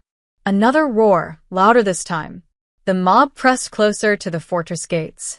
The king has abandoned you, Dominic shouted. He sits in his monastery protecting humans while his own people suffer. While human hunters kill our children with UV weapons. while their governments restrict our hunting grounds and force us into reservations like animals. His eyes blazed with fanatic fire. I say no more. I say we take back our power. I say we tear down these gates and claim this fortress for the true vampires, those who refuse to bow before inferior beings. The crowd surged forward. The first projectiles began hitting the walls, rocks, bottles, burning brands. Lady Brennan, Cole said urgently, we need to evacuate. We can't hold against that many. And go where? Brennan snapped. This is the seat of vampire government. If we abandon it, Crow wins without ever facing opposition. If we stay, we die. Brennan looked at the 40 soldiers under her command, then at the hundreds of raging vampires outside. The math was brutal and simple. Open the emergency tunnels, she ordered. Get everyone out through the underground passages. Head for the safe houses in Phoenix, the ones Valerius established for evacuation scenarios. What about you, my lady? Someone has to buy you time, Brennan smiled grimly. I've been a politician for 200 years. Let's see if I can still be a warrior. As Cole led the evacuation, Brennan descended to the main gates. She could hear them buckling under repeated impacts. The mob had found a battering ram, probably stolen from the city's historical museum. She opened a communication channel to Sanctum Umbra, praying someone would answer. Static. Then General Stone's voice, tense and distracted. This is Stone. Who, Lady Brennan? Now's not a good time. The capital has fallen to rebellion, Brennan interrupted. Crow's people have incited a mob. The fortress is about to be overrun. Valerius needs to know his seat of power is lost. A pause. Then Stone's voice came back harder. We have our own problems. They're inside the monastery. Cain betrayed us. She opened the tunnels. We're fighting corridor to corridor. Brennan closed her eyes. It was a coordinated attack. While Crow's forces assaulted Sanctum Umbra, his agents in the capital eliminated Valerius's support base. Whoever survived the night would control vampire society. Then we're both on our own, Brennan said quietly. General, tell the king I'm sorry. I should have seen this coming. Crow's been planning it for years. My lady, evacuate. No time. They're through the gates. Brennan cut the connection as the main doors exploded inward. The mob flooded in, a tide of fangs and fury. She stood in the entrance hall, alone, drawing a sword she hadn't wielded since the last human war. I am Lady Cassandra Brennan, she announced, her voice ringing through the hall. Member of the Crimson Council, sworn to King Valerius and the law he upholds. You will not pass me while I draw breath. Father Dominic pushed through the crowd, sneering. One vampire against hundreds? Stand aside, old woman. This isn't your fight. Every fight for civilization against barbarism is my fight, Brennan raised her sword. Come and test your righteousness, priest. Let's see if your God protects you. They came at her in a wave. Brennan had been turned during the American Revolution, had fought in a dozen wars since. Age meant little to vampires, but experience meant everything. She moved like water, her blade finding throats and hearts with surgical precision. She used the narrow hallway to her advantage, preventing them from overwhelming her with numbers. But there were too many. For every vampire she cut down, 2 more pressed forward. Claws raked her sides. Fangs tore into her shoulder. She fought with the desperate ferocity of someone who knew they were already dead, but refused to fall easily. For Valerius, she screamed, taking another head. For the law. For civilization. Father Dominic watched from safety as his followers finally brought her down. It took 11 of them, and 8 didn't survive the effort. Bind her, Dominic ordered. Crow will want to make an example when he returns victorious. As they dragged Brennan's broken body away, she managed one last defiant laugh. You think you've won? You're just murdering the future for comfort in the past. The past, Dominic said coldly, is where vampires were gods. We're simply reclaiming what's ours. By the time the sun rose over Crimson Vale, the fortress was in rebel hands. Crow's banner, a blood-red cross on black field, flew from the highest tower. Loyalist vampires were being rounded up and imprisoned. The new order had begun. But in the dungeons, Lady Brennan pressed her hand against the cold stone wall and smiled through bloody teeth. She bought them 2 hours. 2 hours for the evacuation to complete. 2 hours for word to spread through the underground networks. 2 hours for those who still believed in Valerius's vision to escape and regroup. Crow might have the fortress, but he didn't have the war. Not yet. The healing chamber had become a war room. Sarah Mitchell stood at its center, eyes closed, hands pressed together. Dr. Chen monitored her vitals while Brother Thomas and the other monks formed a protective circle. Outside, they could hear the sounds of battle, steel on steel, screams, the crackle of UV weapons discharging. Aaron sat on the stone platform where his mother had awakened just hours before. He was trying to be brave, but his hands trembled. Mom. Sarah's eyes opened, pure gold now, blazing with intensity. I'm here, baby. I'm scared. Good. Fear keeps you sharp, she moved to him, cupping his face in her glowing hands. But you listen to me, Aaron Mitchell. You are the most powerful person in this building. You are sunlight given human form. And no one, not vampires, not priests, not anyone, gets to take that from you. The doors to the healing chamber shuddered under a heavy impact. Then another. They were reinforced ironwood, blessed by the monks, but they wouldn't hold forever. General Stone burst in from the side entrance, her uniform torn and bloodied. They've taken the lower 2 levels. We're down to 8 soldiers. Your Majesty is holding the main corridor with Brother Thomas's combat monks, but she stopped, seeing Sarah. Ma'am, you need to prepare to evacuate. There's a cliffside passage that leads. No, Sarah's voice was steel. No more running. Another impact on the doors. Voices outside, coordinating. They were bringing something heavier. Mrs. Mitchell, Stone said urgently, I understand you want to fight, but your priority is the boy. If they take him, it's because they went through me first. Sarah turned to Dr. Chen. How much of my transformation is complete? Percentage. Chun checked her readings, frowning. Biologically? Maybe 80%. But Sarah, we don't know what you're fully capable of. You could burn out trying to. I'll burn out defending my son. Then Sarah walked to the chamber doors, placing her palm against them. I can feel them out there. 23 vampires. Kane is leading them. She's telling them to use the battering ram on the count of 3-inch. How can you possibly? Stone started. Because I can sense predators now. It's like they're made of cold shadows, and I'm made of light. I can feel exactly where they are. Sarah's hand began to glow, heat radiating from her palm. The ironwood started to smoke. And they can probably feel me too. Outside, the battering ram swung back for another strike, and stopped. Captain Kane's voice filtered through the door, uncertain for the first time. What is that? Do you feel that? Heat, another vampire replied. Coming from inside. It's getting stronger. The mother, Kane realized. She's fully awakened. Fall back, fall back. Too late. Sarah channeled everything she had into her palm. The doors didn't just open. They exploded outward in a wave of golden fire. The battering ram disintegrated. The 4 vampires holding it were thrown backward, screaming as their skin blistered. Sarah stepped through the wreckage into the corridor. She'd changed since her awakening. Her skin radiated a soft golden luminescence, her hair seemed to move in an unfelt wind, and her eyes, those terrible, beautiful golden eyes, fixed on Captain Kane with absolute fury. You came for my son, Sarah said quietly. Kane recovered quickly, drawing a blade.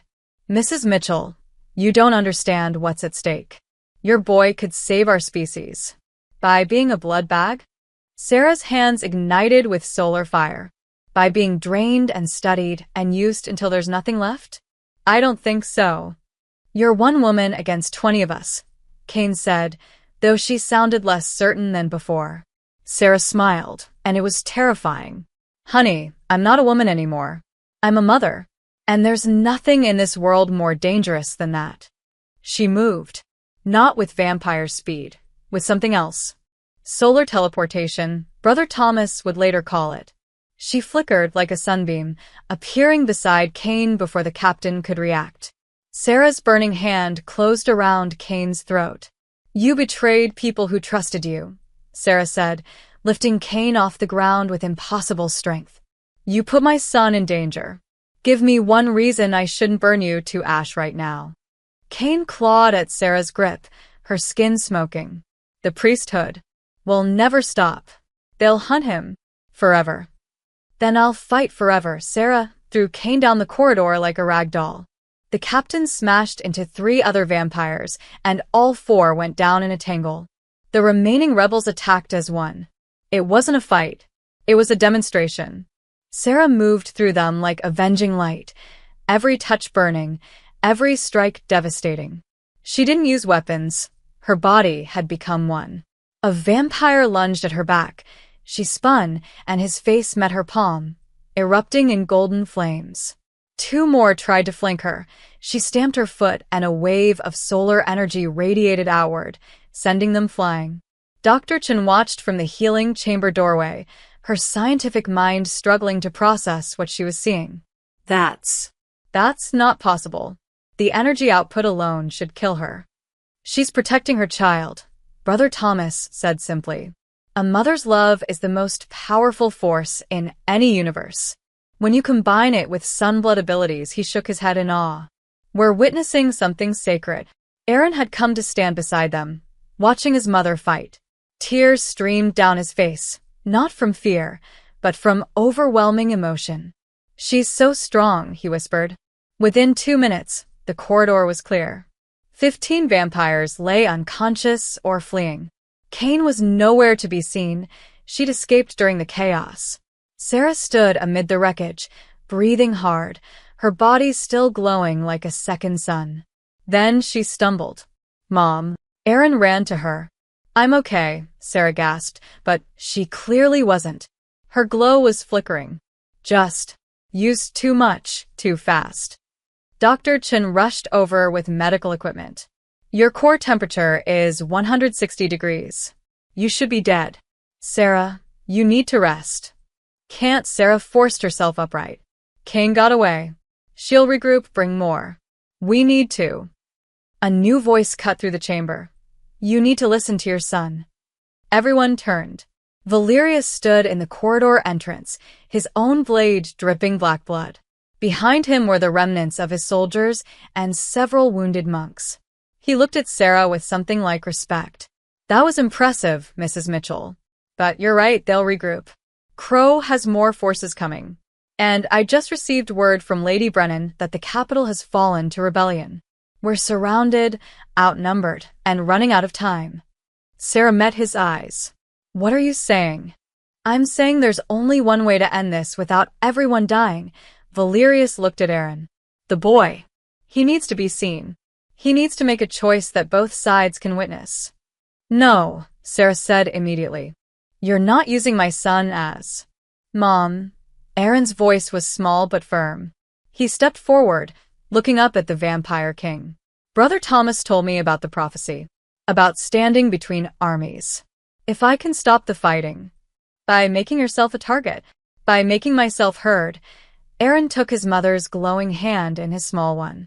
"You saved me from the fire. You just saved me again. Now let me save everyone. Please." Sarah looked at her son, her brave, impossible, beautiful son, and felt her heart break and swell simultaneously. "If anything happens to you, you'll burn down the world." "I know," Aaron smiled, trying to reassure her. "But it won't. I can feel it, Mom. This is what I'm supposed to do." Valerius knelt beside the boy. "Aaron, if you do this, there's no going back. Both sides will know about you. Your life will never be normal again. You'll be hunted, courted, feared, worshipped, all at once. Are you sure?" Aaron looked at his mother, at the monks who'd helped her, at the soldiers who defended them. He thought about Brother Michael, captured and probably suffering. He thought about all the people choosing sides in a war that didn't need to happen. "I'm sure," he said. "Let's stop the fighting." Sarah pulled her son into a fierce embrace. "If we do this, We do it together. You don't stand alone. Together, Aaron agreed. Valerius rose, his decision made. Then we go to the courtyard. At dawn, the boy makes his stand in full sunlight, where my soldiers must stay in shadow and Crow's forces can't deny what they're seeing. And if they attack anyway? General Stone asked. Sarah's eyes blazed gold. Then they learn what happens when you threaten a Sunblood's child. The word spread quickly, both within the monastery and beyond. By dawn, everyone would know. The boy would stand between armies. And the fate of two species would rest on the shoulders of a 10-year-old from Phoenix who just wanted his mother to be okay. Outside, the sky began to lighten. Dawn was coming. Dawn broke over Sanctum Umbra in shades of crimson and gold. The monastery's main courtyard had become a killing ground waiting to happen. On one side, pressed into the shadowed colonnade, stood Valerius with his 8 remaining soldiers, Brother Thomas and his monks, Dr. Chin clutching her medical kit. They watched the eastern horizon with mixed dread and hope. On the opposite side, still cloaked in the last remnants of night, Crow's forces assembled. 30 vampires, armed with silver weapons and stolen UV grenades. Lord Thorne stood beside the high priest, his face a mask of cold ambition. Captain Kane, burns still healing on her throat, gripped her blade with white-knuckled fury. And between them, in the center of the courtyard where the rising sun would strike first, stood a 10-year-old boy in a dirty Diamondbacks jersey. Aaron Mitchell had never felt so small and so enormous at the same time. His mother stood 20 feet behind him, positioned at the boundary of shadow and light. She'd argued, pled, almost physically dragged him back. But in the end, she'd let him go because she understood. Because she'd taught him to be brave. You have until the sun clears the wall, Valerius called across the courtyard to Crow. Then the boy makes his choice, and we all witness it. There's nothing to witness, Crow replied, his voice carrying priestly certainty. The abomination will come with us, willingly or not. His blood belongs to vampire kind. My blood belongs to me, Aaron said, his young voice surprisingly steady. Crow's laugh was cruel. Child, you don't understand the forces at play here. Your existence threatens the natural order. I'm just a kid who wants his mom to be okay. Aaron turned slowly, looking at both sides. I didn't ask to be special. I didn't ask for any of this. But now everyone wants to use me, or kill me, or study me. His voice cracked slightly. Doesn't anyone just want to? Let me be. The sun crested the eastern wall. Golden light spilled into the courtyard like liquid fire, and it hit Aaron first. The moment it touched him, his entire body began to glow. Not just his skin. He seemed to become luminous from within, as if every cell was a tiny sun. Vampires on both sides hissed and retreated deeper into shadow. The light was painful even reflected. But Aaron stood firm, letting the dawn wash over him. I can stop you from fighting, he said, raising his hands. The glow intensified. I can feel it. If I wanted to, I could make a wall of light that none of you could cross. I could burn anyone who tried to hurt my mom. Brother Thomas says I'm powerful enough to protect everyone I care about. Then do it. Kane shouted. Prove you're not just a frightened child. Aaron's hands trembled. The light around him began to solidify, forming a barrier, translucent but visible, like crystallized sunlight. It spread outward in a circle, 30 feet, 40, pushing back the shadows. Vampires on both sides cried out, forced to retreat further. Only Sarah, with her sunblood transformation, could stand near it without pain. I could make you all leave, Aaron continued, voice growing stronger. I could force you to run away and never come back. The power is right here, inside me, wanting to protect me. The barrier expanded further. Crow's forces were being pushed toward the monastery walls. Even Valerius and his soldiers were forced back. But if I do that, Aaron said, and suddenly his voice broke, revealing the terrified child beneath the power. If I do that, I'm just making you more scared of me, making you hate me more. And then this never ends. There's always another fight, another war, another person who wants to use me or kill me. The barrier flickered. So, I'm not going to fight you, Aaron said and slowly lowered his hands. The barrier began to dissolve. Arin, no. Sarah started forward. I'm not going to fight, Aaron repeated, louder now. Because I don't want to hurt anyone. I don't want people to die because of me. Tears streamed down his glowing face. I'm just a kid. I play baseball, and I like video games, and I want to go home with my mom. But if you need me, if you really, truly need my blood to save people, then I'll give it. Not because you force me. Because I choose to. The courtyard fell silent except for the sound of a small boy crying. But Aaron continued through his tears. If you take me by force. If you hurt my mom. If you treat me like a thing instead of a person, his eyes opened, blazing gold like his mother's. Then she'll kill every single one of you. And I won't stop her. As if summoned, Sarah stepped fully into the sunlight beside her son. She didn't glow like Aaron. Her power was different, more controlled, more dangerous. She placed a hand on his shoulder, and the touch grounded him. He's right, Sarah said, her voice carrying to both sides. I'll burn this entire mesa to bedrock before I let you cage my child. But he's also offering you something I wouldn't. She looked at Crow, then at Valerius. A choice. Cooperation instead of slavery. Partnership instead of war. Lord Thorne spat on the ground. Ridiculous. The boy is a resource to be utilized. The boy, Valerius interrupted, stepping to the very edge of the shadow, as close to the light as he could bear, is the future. Whether we like it or not, he looked at Crow. You wanted vampire superiority. You wanted power. But what good is power if it's built on the enslavement of children? He's not fully human, Crow argued, but his voice had lost some of its certainty. Several of his followers were looking at Aaron differently now, not as a thing, but as a person.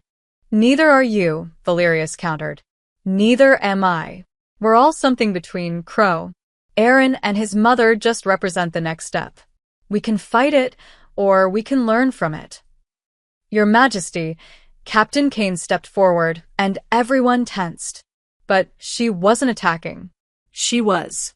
Kneeling? I'm sorry. When I saw him, I saw power. A weapon.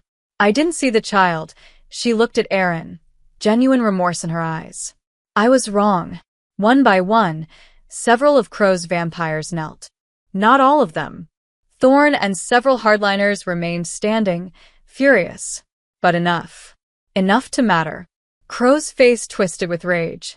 Traitors. All of you. He's bewitched you. He's shown them mercy. Brother Thomas called from the shadows. Something you've forgotten how to offer, old friend. The high priest's hand went to his weapon. For a moment, it looked like he would attack anyway. Orders and propriety be damned. Then Brother Michael stumbled into the courtyard. The young monk was badly beaten, his robes torn and bloodied. He'd escaped somehow, crawled or ran or been released. He collapsed near Aaron, gasping for breath. Don't, Michael whispered. Don't let them make you into what they fear. Aaron dropped to his knees beside the monk, placing glowing hands on his wounds. Light flowed from the boy into Michael, and the monk's injuries began to close, bruises fading, broken bones knitting. I won't, Aaron promised. I won't be a weapon. I'll be whatever I choose to be. The healing took minutes. Everyone watched in silence as a child, a supposed abomination, saved the life of a holy man with nothing but kindness and solar fire. When it was done, when Brother Michael sat up healed and weeping with gratitude, even some of Thorne's hardliners looked shaken. Crow stood alone in his hatred now, and he knew it. This isn't over, the high priest snarled. He pointed at Valerius. You've made your choice, false king. The priesthood will never acknowledge your rule. We will rebuild, and we will return. Then return with an army, Valerius said coldly. Because next time, I won't show restraint. This child showed you mercy today. I won't be so generous.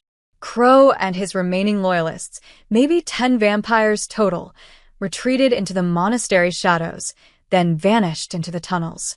As they disappeared, General Stone turned to Valerius. "Sir, should we pursue?" No. "Let him run. Let him see what he's become, a zealot without followers. The dangerous ones were always those who followed him. Without them, he's just an angry old vampire screaming at progress." The sun had fully risen now, bathing the courtyard in warm light. Aaron stood in it, exhausted but alive. Sarah pulled him close, and he buried his face in her shoulder. "It's over?" he asked. "For now," Sarah said honestly.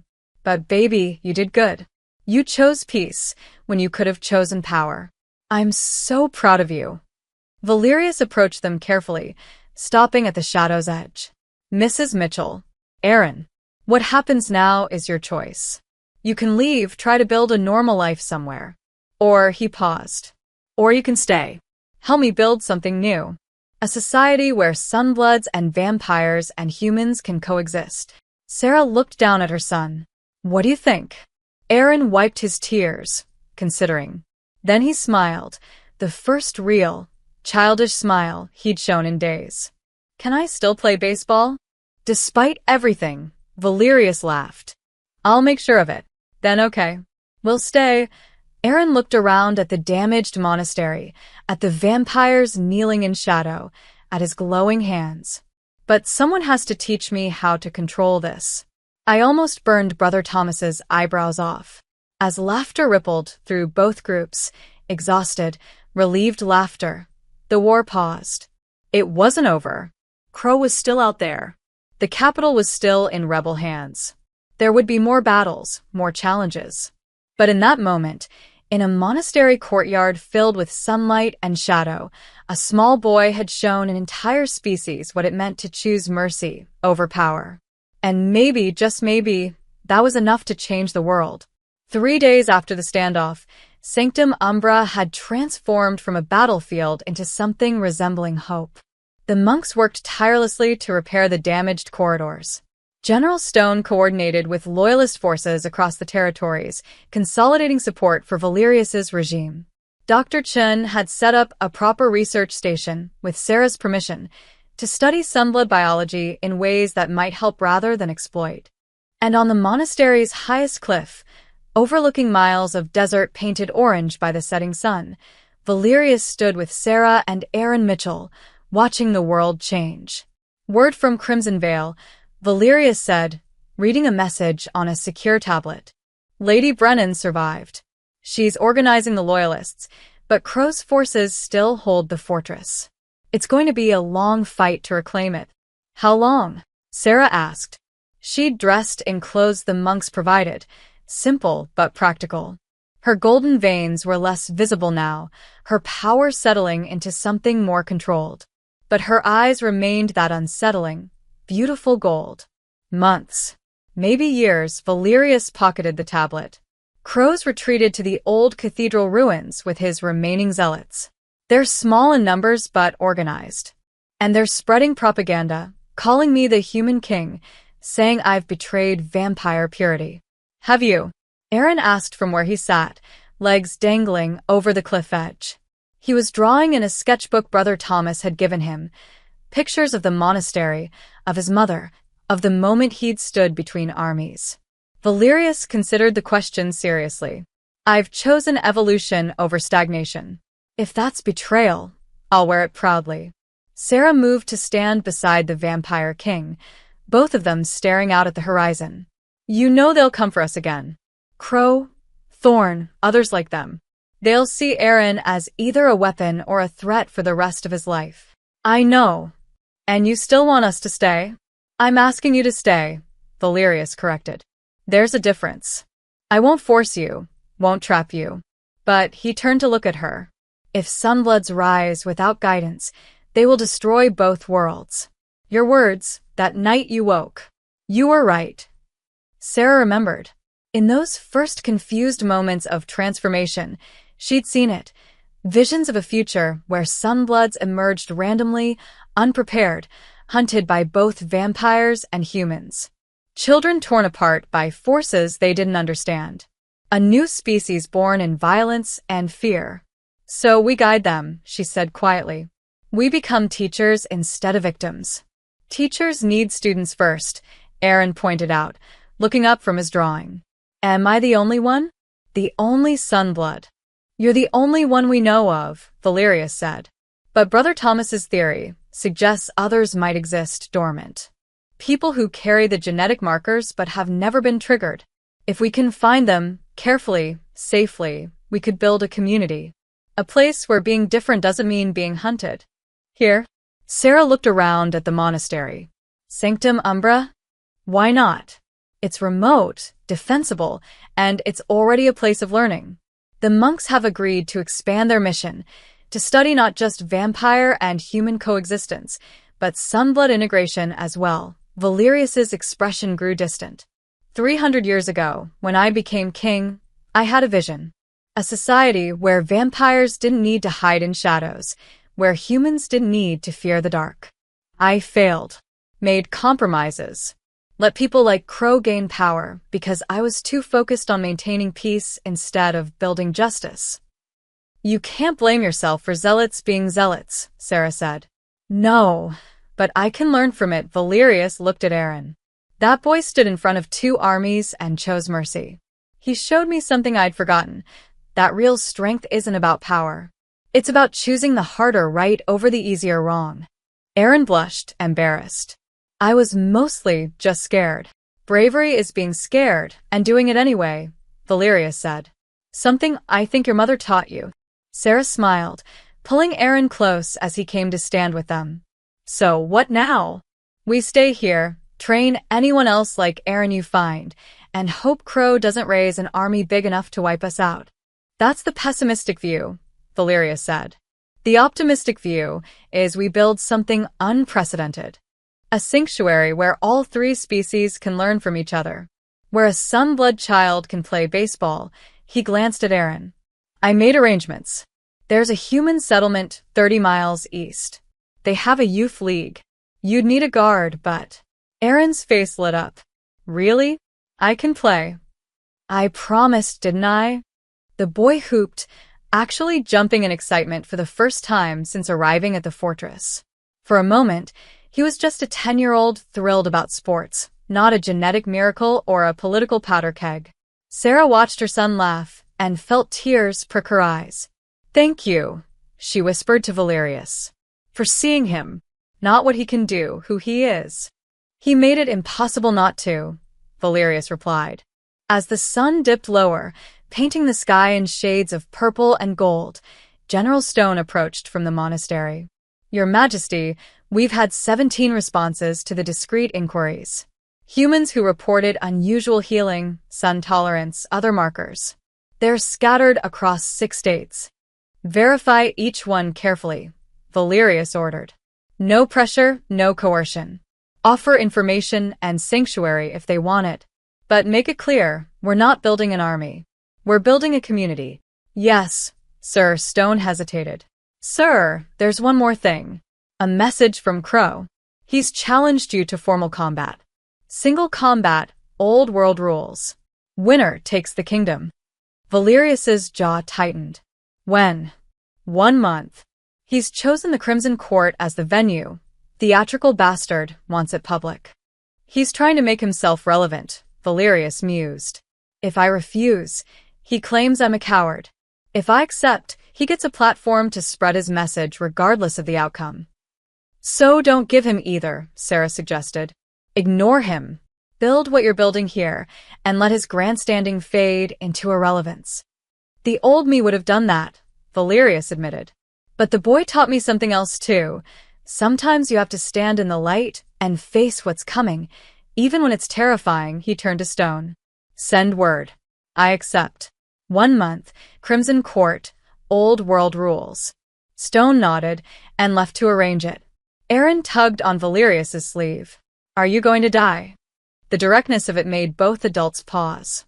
Honestly, I don't know, Valerius said. Crow is old, skilled, and fighting for what he believes is a holy cause. I'm fighting for this. He gestured to the monastery, to the sunset, to them. For a world where you can play baseball and your mother can watch without fear. I like to think that's worth fighting for.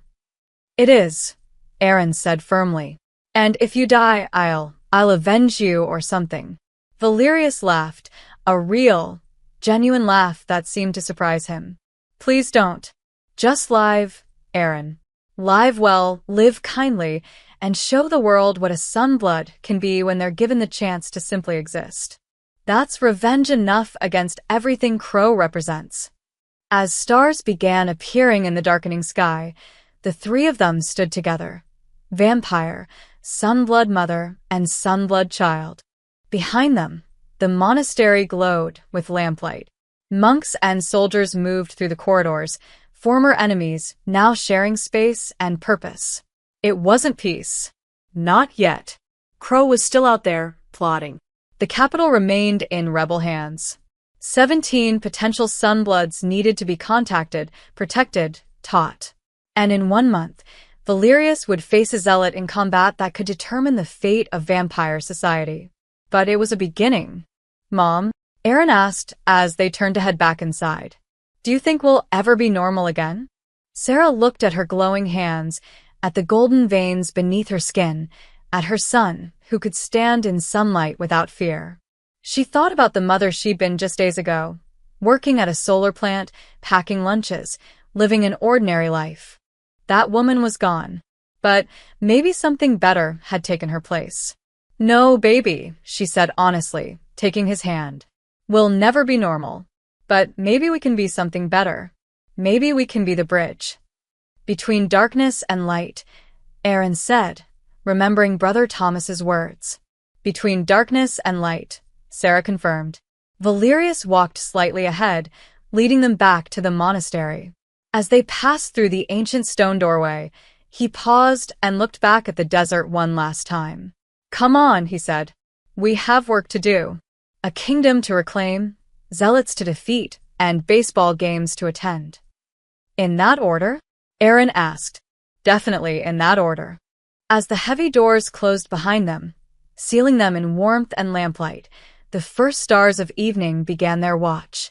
The desert was quiet, peaceful, holding its breath for what would come next.